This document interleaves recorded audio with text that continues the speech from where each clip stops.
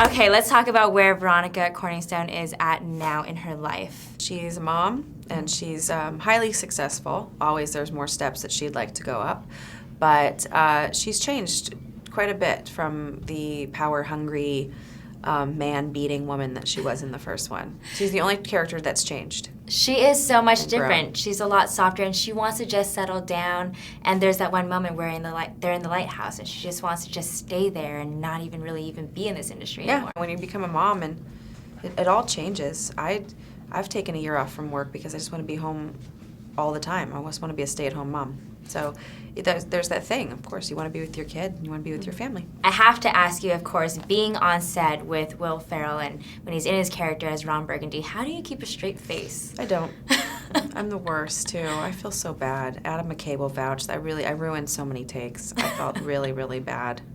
You're like, can you just keep me out of this take and I'll just be off to the side? I know. I really did. I thought it's probably best if I'm not here.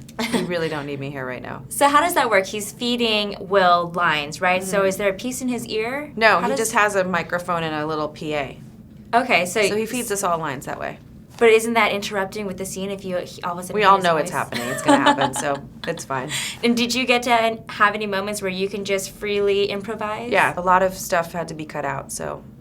I had to kind of keep the story going, too. I know there was one scene that I was looking forward to in the lighthouse with the guys that actually wasn't in the movie, so I was sad that it got cut out. Is there a specific scene that you really wish was still in the movie? Yeah, there's a courtroom scene that I thought ended up being really funny when we got to do sort of our improv pass on it, and it ended up with us getting in a physical fight in the courtroom once again. And I love that because it's such a callback to the first one. But I guess they couldn't have two ladies beating up on him in one movie, so you could only have one. But that's okay. And does anyone get I give it up to hurt Megan. in a situation like that? I actually did. I actually hurt myself because he came over and he pushed me like this when we were sitting in the courtroom. And when I got up to go running after him, I don't know what I did. I didn't even do anything hurt myself. But I'm 42, so that happens when you just don't do anything, and all of a sudden you pull a muscle in your neck for no reason. So where did these bruises come from? Yeah.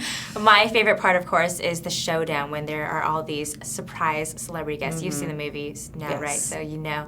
But if you were to create your own fantasy fight scene, right now, if people would just appear, who would you want to be in that scene? The Teletubbies. That would be so scary. But it wouldn't hurt, right? Because you can just run into them and they'd be soft and fluffy. I had Paul say that he wanted to do Frankie Muniz or someone from the Red Hot Chili Peppers. Really? First he threw in The Rock, and I said, you would not win against The Rock. Or anyone in the Chili Peppers. You want to go up against Flea or Chad? Yeah. It's not going to happen. Or Anthony. So let's talk. Josh Klinghoffer, maybe. No offense, Josh. I'm kidding. It's just because you're so tall and thin. I do like the Teletubbies, though. That's a safe bet. Okay. Made in Hollywood.